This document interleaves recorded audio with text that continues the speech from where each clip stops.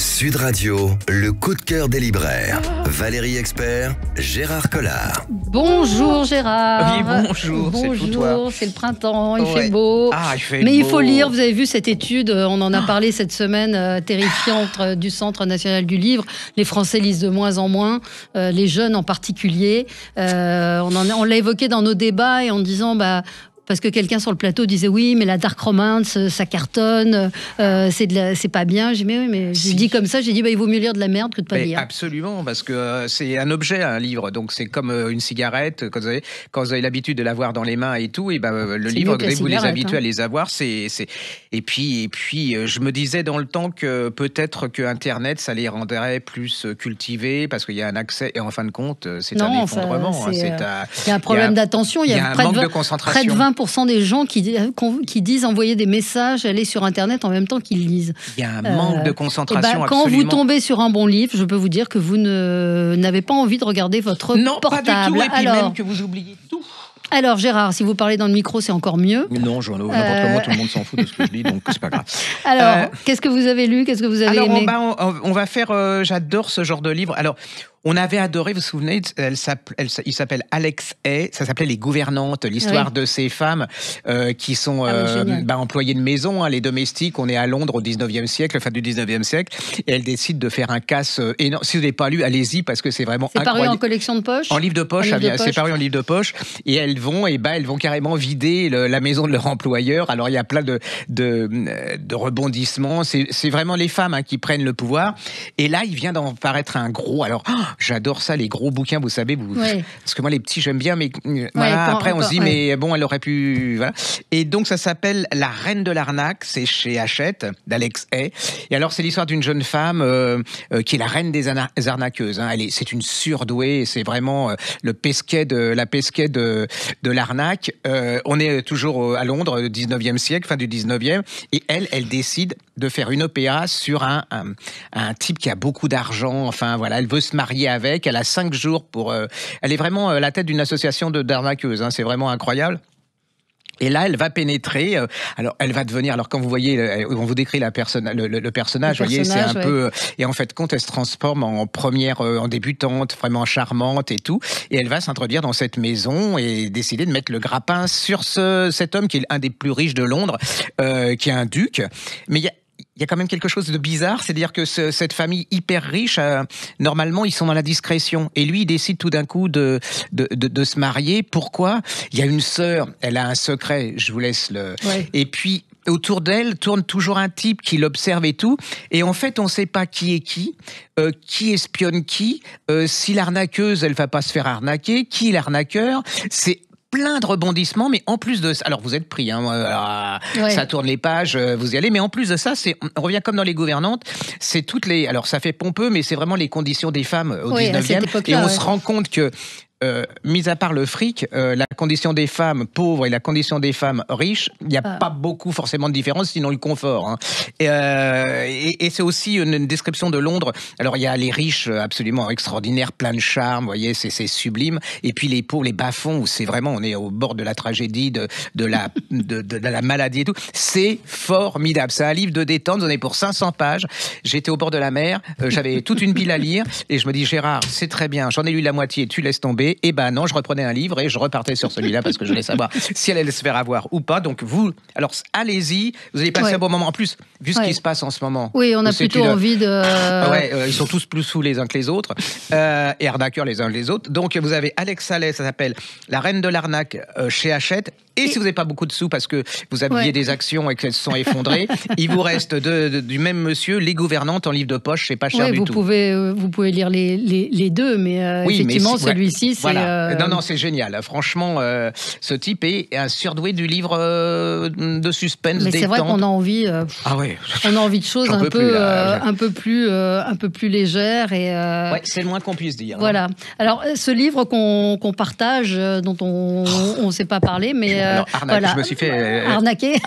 Non, c'est parce que c'est pas le bon terme. Mademoiselle Spencer de Christine Orban chez Albin Michel.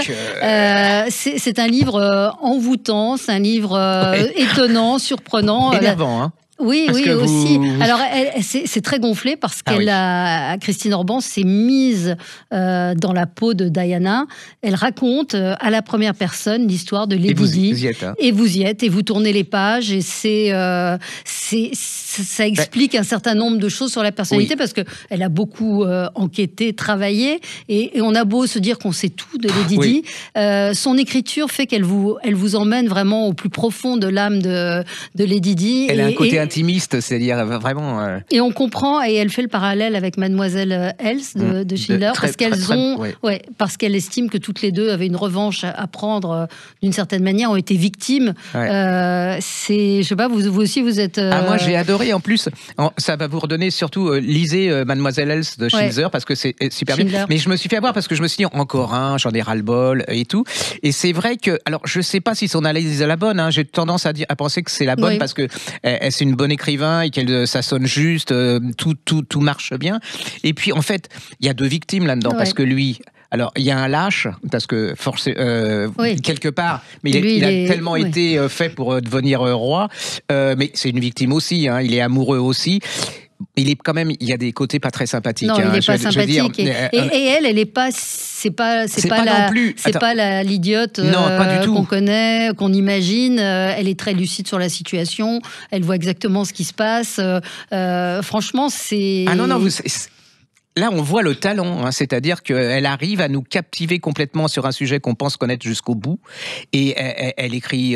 mais elle est très très forte pour les portraits. Elle avait fait quelque chose sur Virginia Woolf, moi qui m'avait fasciné. Je suis fanat de Virginia Woolf, et elle avait réussi à me captiver aussi avec Virginia Woolf. C'est une très bonne analyste des femmes. Et puis sur la sœur de Blaise Pascal. Et c'est ce qui est assez admirable chez des écrivains comme elle, c'est d'arriver à passer de sujets aussi divers et à nous emporter à chaque fois par ses destins de femmes, parce qu'elle parle beaucoup des femmes. Et c'est... Non, moi aussi, je l'ai commencé et on s'est fait avoir. Et ben voilà, on s'est fait avoir. Mais sans regret, hein. J'ai pas de regret parce que vous passez parce que c'était j'ai passé un bon moment, très très très bon moment. Et c'était presque trop court. Oui, on aurait eu envie que ça continue. Moi, j'aimerais bien. C'est pas qu'il y en ait un qui fasse la même chose pour Charles. Parce qu'on a toujours cette femme, mais personne s'est mise vraiment dans la tête de ce type. Et j'aimerais bien qu'il y ait un écrivain. J'aimerais beaucoup que Christine Orban se mette dans la tête de Charles et que elle essaye d'analyser. Je suis pas sûre qu'elle en ait très très envie, mais je trouve que ça serait un bon défi, quoi. Mais en tout cas, très bonne lecture. C'est Mademoiselle Spencer chez Albin Michel de Christine Orban. Là aussi, on vous garantit que vous allez être emporté vraiment par son écriture. Il y a quelque chose d'assez hypnotique et d'assez... on a vraiment le sentiment qu'elle est Lady Di quand elle parle, quand elle raconte cette histoire. Et le personnage est le contraire de la photo. C'est-à-dire que là, la photo, elle a l'air un petit peu niaise comme ça, un peu... Et c'est pas du tout... on découvre une femme, quoi. Non, franchement, c'est très bien. Après. Alors, vient de paraître en poche, parce que c'est vrai que c'est difficile en ce moment. Hein. On avait adoré ce bouquin. C'est Héloïse Gersset de Bellicène. Ça s'appelle Le dernier inventeur au rivage poche. Qu'est-ce que c'est que l'histoire ? Vous allez vite vous rappeler. C'est l'histoire de ce petit garçon de 13 ans qui a découvert la grotte de Lascaux avec ses copains. Ah oui. Et elle va rencontrer... Alors, c'est une journaliste, hein, elle va interviewer le monsieur. Alors là, il a 91 ans. Elle veut savoir comment il a découvert la grotte de Lascaux. Et ça va partir complètement sur autre chose, c'est-à-dire le monsieur est juif, hein, mais il le sait pas. C'est-à-dire qu'on est pendant la guerre de 40, ses parents fuient Paris, et ils vont se retrouver dans un petit village de Dordogne avec une bande de copains. Personne ne sait ce que c'est qu'un juif, hein. Lui, il a aucune notion. Ils vont découvrir, alors elle va vous décrire comment il découvre la grotte de Lascaux. C'est absolument extraordinaire, l'amitié, les gens. Et puis ils vont retourner à Paris. Et à Paris, ce qui doit arriver arrive. Ses parents sont envoyés à Auschwitz. Ils vont mourir là-bas. Lui, il est très amoureux. Enfin, en plus, c'est une très belle histoire d'amour entre sa femme, qui est toujours vivante. Elle avait 80 ans, et lui, il a 91 ans, et elle aussi. C'est magnifique. Franchement, c'est un des plus beaux livres sur l'amitié. C'est où ça réconcilie avec Jean, parce que il est resté copain ami avec l'un des copains qui a découvert qui était avec lui, jusqu'au bout. C'est absolument magnifique, c'est passionnant. Si vous allez voir la grotte de Lascaux, vous êtes en Dordogne, alors là, c'est vraiment obligatoire. Mais si vous voulez lire un très très très beau roman avec des très beaux personnages, avec une espèce il y a de la chair et du sang dans ces gens, on les sent et tout, et le côté complètement décalé, c'est ça qui est absolument incroyable, c'est que il y a tous ces gamins qui sont ensemble, ils s'amusent et tout, et personne, lui, ne sait pas ce que c'est qu'un juif. Ils ne savent pas ce que c'est qu'un juif jusqu'à temps qu'il arrive à Paris. Et c'est absolument magnifique. C'est un petit livre de poche. Ça s'appelle Le dernier inventeur en rivage poche de Héloïse Guézet de Bélissène. Guézet, comment ça s'écrit ? Je sais pas. Moi, j'ai mis G-U-S-E-Y. Guézet. D'accord. De Bélissène. C'est chez Rivage Poche. Allez, c'est une petite merde. Je suis super content qu'ils aient réédité cette chose. Ouais, ça. Je l'avais un peu oublié. Et franchement, c'est très bien. On va marquer une petite pause et on revient avec d'autres livres. Évidemment, à tout de suite. Sud Radio, le coup de cœur des libraires. Valérie Expert, Gérard Collard. Alors, moi, je voulais vous parler de Valérie Clos. Vous savez, on aime beaucoup cette auteure. J'adore. Elle publie peu, mais à chaque fois, ce sont des petits bijoux. Pour moi, c'est vraiment une pépite de ce mois-ci et de cet auteur. En fait, c'est un roman très très personnel puisqu'elle raconte à travers un ancien journal intime de sa grand-mère. Elle raconte la vie de cette femme, le destin de cette femme qui était juive, qui a été mariée à l'âge de 16 ans en 1929 à Constantine, en Algérie. C'est à la fois le portrait, de cette femme, c'est l'histoire d'une famille qui est forcée de quitter l'Algérie, et puis c'est aussi une introspection personnelle de Valérie Clos sur ce lien qu'elle pouvait avoir avec cette grand-mère. C'est vraiment, c'est très personnel, c'est très émouvant. Elle a une écriture très fine. Ce sont des petits chapitres.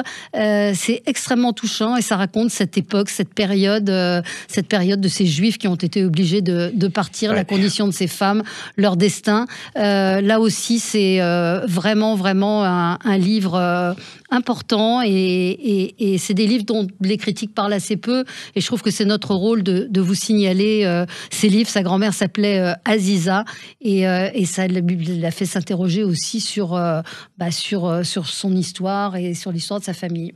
Lisez-le, c'est chez Buchet-Chastel, Valérie Clos, et vous pouvez tout lire d'elle parce que c'est formidable. Je voulais juste vous signaler, ça n'a rien à voir, enfin si, ça a à voir avec les livres, mais il passe, vous allez sur le France Télévisions Replay, il y a une mini-série qui s'appelle George Sand, la rebelle, une jeunesse, qui est absolument fabuleuse, c'est-à-dire que vous avez des gamins à partir de 15-16 ans, et c'est toute l'histoire de George Sand, comment elle est violentée, battue, ruinée par son mari, et c'est son combat pour arriver à Paris, où elle va gagner son procès contre son mari, et puis vous allez découvrir Hugo, Musset, Vigny, c'est absolument merveilleusement joué, c'est pas pédant du tout, vous êtes complètement dedans. Et vous apprenez énormément de choses. Je vous donne 2 conseils, c'est-à-dire en livre de poche, après moi ça m'a donné envie de le relire, c'est l'histoire de ma vie, en livre de poche de George Sand, et puis il y a une biographie de Martine Reid, R-E-I-D, qui s'appelle George Sand, c'est un petit livre chez Folio Bio, allez-y, c'est vraiment, mais ne loupez pas cette série, je me suis fait mais vraiment un plaisir incroyable, j'adore George Sand, mais là c'est vraiment une bonne introduction, et les enfants quand on dit qu'ils lisent pas, là ça va les passionner, ça c'est vraiment le combat d'une femme, en plus c'est bien dans l'époque, on voit quand même cette femme qui est forcée de se battre, mais vraiment incroyable. Mais c'est George Sand, elle a une mauvaise image, c'est un peu poussiéreux, c'est la petite fadette, mais justement en plus c'était une femme incroyablement libre, moderne, courageuse, d'avant-garde, intelligente, enfin tout, c'est le contraire des féministes aujourd'hui, quoi. C'est-à-dire qu'elles sont cultivées, elles savent exactement, elles sont courageuses, elles savent où est le combat à mener, et elles arrivent à passer des montagnes, enfin, c'est incroyable. J'ai vraiment allez-y, si vous avez des a priori sur George Sand, vous regardez ça, et si vous résistez au fait de ne pas aller voir ce qui se passe, vous êtes, dans ces romans, vous êtes vraiment là, je ne peux plus rien faire. Bon, quoi d'autre ? Ah, vous m'avez piqué. Quoi ? Le livre d'Hélène Guestern, ça s'appelle Toi, la couverture est absolument magnifique, c'est un chat. Ça me grattait, je me disais pourquoi ça me gratte, j'ai les yeux qui pleurent et tout, qu'est-ce qui se passe ? Mais en fin de compte, j'étais en train de lire un livre sur les chats, je suis allergique aux poils de chat. C'est aux éditions Le Bar de la Sirène. Même si vous n'aimez pas alors franchement, les chats, j'ai rien contre, mais j'ai rien pour, enfin bon voilà, je préfère les souris. Et franchement, c'est un écrivain, hein. C'est-à-dire que le style, la délicatesse, la subtilité, l'analyse, tout est là. C'est parce que juste pour vous dire, vient de paraître en poche le fameux Sésambres qui était paru chez Grasset, qui est en folio, qui est un des plus beaux romans de l'année dernière, qui se passe à Saint-Malo, qui est l'histoire d'une famille. Alors, je vais pas vous la raconter, mais c'est une merveille. Et 555 aussi, qui était. Oui, aussi.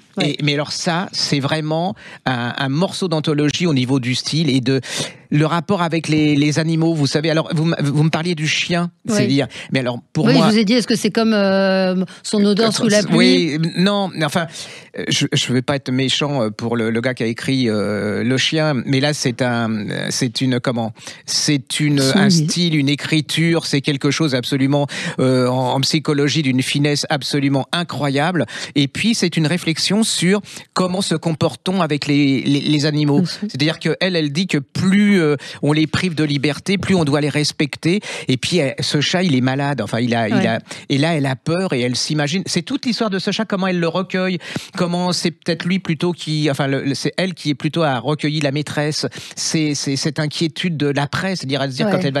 C'est absolument c'est le lien qui peut nous unir aux animaux. Puis il y a des photos. Ah oui, mais je l'ai lu et c'est d'une intensité. C'est un tout petit livre. Elle arrive à mettre une intensité.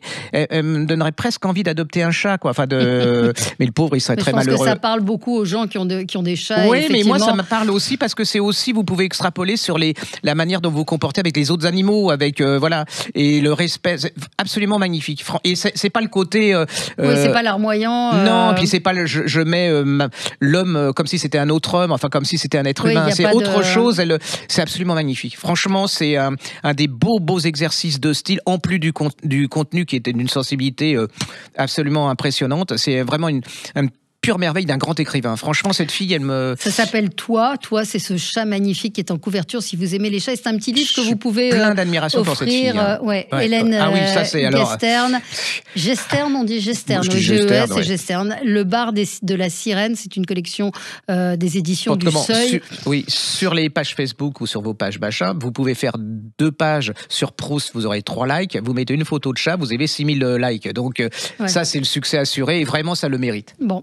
Daron et compagnie, Julie Jézéquel. Je ne sais pas si vous avez vu ce livre. C'est un livre, ce qu'on peut appeler sans aucun préjugé de détente chez Robert Laffont. C'est aussi joyeux que la couverture qui est dans des tons un peu flashy. C'est Julie Jézéquel. C'était une comédienne, Julie Jézéquel. Je ne sais pas si vous vous souvenez de ça. Vous l'avez lu ou pas? En gros, c'est l'histoire d'une écrivain. C'est une femme qui écrit des romans un peu à l'eau de rose. Et elle est mère. Elle élève son fils de 17 ans. Elle apprend que son éditrice fait faillite, mais elle doit payer les études de son fils. Elle n'a pas d'argent. Elle décide de partir à la campagne et son fils lui dit « Mais moi, j'ai une solution pour qu'on trouve de l'argent. » Sauf que, la solution n'est peut-être pas tout à fait légale. C'est marrant, c'est sympa. Il y a des voisins qui veulent savoir un petit peu ce qui se passe. C'est une comédie légère, amusante. Vous passerez vraiment un très, très bon moment. Et c'est ce dont on a envie en ce moment. C'est chez Robert Laffont, Julie Jézéquel. Ça s'appelle Daron et compagnie. Écoutez, il y a des auteurs comme ça qui vous font vraiment découvrir des gens, parce que maintenant, on fait beaucoup de biographies. Déjà, il y a eu 20 biographies à la place, déjà parues, on n'apprend pas grand-chose. Et Michel Dassas nous sort Marie Renard chez Ramsay. Vous connaissez Marie Renard? Pas du tout. Marie Renard, c'était une femme qui a été un des modèles pour les peintres impressionnistes les plus connus de son époque. C'est le parcours d'une femme, alors à travers la fin du 19e, c'est-à-dire que c'est une petite couturière qui n'est pas douée pour la couture. Elle est très intelligente. Et puis un jour, elle se balade dans la rue. Il y a Marie Cassatt, la célèbre peintre impressionniste, qui voit son visage et elle veut absolument la peindre parce qu'elle a quelque chose d'incroyable. Sa mère est pas très chaude, mais comme c'est une femme, elle l'autorise. Et vous allez voir le parcours de cette jeune femme, cette petite fille, cette jeune femme. Et elle va découvrir Monet. Elle va découvrir, elle va être une des modèles les plus oui, tout le monde. Enfin. Tous les plus grands peintres impressionnistes vont se battre. Et vous allez voir, elle va pénétrer dans le milieu intellectuel, parce qu'elle est intelligente, donc elle va pénétrer dans le milieu intellectuel de ce 19e. Elle va être une des grandes amies de Lemaire, qui est Gisèle Lemaire, qui était Madeleine Lemaire, alors tout le monde la connaît, Madeleine Lemaire, c'est celle qui a servi de modèle à Proust dans Madame Verdurin, qui est une des plus grandes salonnières, on dit salonnière, je crois, de l'époque, où alors elle va rencontrer les plus grands auteurs. Et elles vont être très, très, très amies. Et puis, il va y avoir un scandale. Alors, je ne peux pas vous dire lequel, mais elle va être prise dans un scandale parce qu'il y a un tableau qui va être peint par un peintre hyper célèbre à l'époque, où elle est nue. Elle a juste un masque et ça va faire absolument un scandale. Vous allez voir pourquoi. C'est absolument incroyable. Vous êtes dedans. Moi, j'ai découvert une femme incroyable qui avait complètement disparu des radars. Ça se lit comme un roman. Vraiment, vous tournez les pages. Hein, exactement. Vous découvrez une époque. Allez-y, parce que personne n'en parle. C'est vraiment un très, très joli roman. Ça s'appelle Marie Renard de Michel Dassas. Chez Ramsay, j'en parle très mal, mais en fin de compte, c'est une bonne manière de découvrir l'époque. Ça parle de peinture, ça parle de cette époque-là. Oui. Et puis vous découvrez une femme, elle s'est pas vendue. Enfin, je veux dire, souvent, on parle des modèles comme des filles qui couchent, qui sont méprisantes pour les peintres et tout. Là, pas du tout. Elle a beaucoup de respect pour ces gens. Elle va essayer de devenir autre chose de ce qu'elle était socialement. Elle va réussir. Et puis, elle va finir, mais alors, vieille, seule, comme souvent, hein, ça arrive. C'est un très, très, très joli destin de femme. Ça s'appelle Marie Renard, la femme modèle. C'est chez Ramsay et l'auteur Michel Dassas. C'est vraiment magnifique. Rémi, le petit renard qui a peur de tout, pour finir, c'est chez Hatier. Véronique Massier-Jacques. Et ce livre est illustré par Crescence Bouvarel. Et ce qui est bien, c'est qu'à la fin, vous pouvez faire écouter ce conte, puisqu'il y a un QR code. Génial. Mais c'est surtout le petit renard qui a peur de tout. Il veut pas sortir, il veut pas aller avec ses amis. Rémi, il a la trouille, mais ses copains, eux, ils ont envie d'aller jouer dans le jardin du voisin. Et il va sauver la vie des autres, il va vaincre son pouvoir. Donc c'est pour les gamins qui ont peur, qui sont un peu craintifs, c'est très très bien fait. C'est une collection qui démarre. Il y a aussi le sanglier qui voulait s'habiller en tutu. Très mignon, vraiment très très mignon. Non, il y a Sam le sanglier se déguise en princesse. Là aussi, pourquoi un sanglier n'aurait pas le droit de se déguiser en princesse? C'est bon pour parler de la différence, etc. Bon, je crois qu'on a déjà fini. Vous avez encore plein de livres, mais on reviendra. Merci Gérard, à la semaine prochaine. Sud Radio, le coup de cœur des libraires. Valérie Expert, Gérard Collard.